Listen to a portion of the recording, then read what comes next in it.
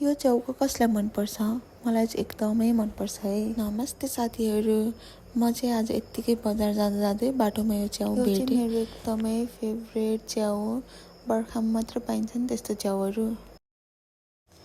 पहिला त प्याज मजाले रातो हुने गरी फ्राई गर्नुपर्छ। त्यसपछि जिरा हालेर एकछिनसम्म फ्राई गर्ने।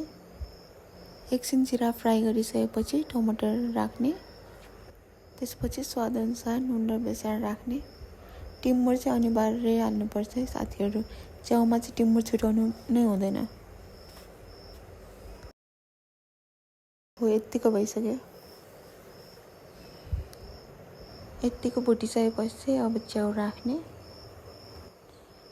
च्याउ राखिसकेर यसलाई मजाले चलाएर 10-15 मिनट पकायो भने चाहिँ हाम्रो च्याउ रेडी हुन्छ।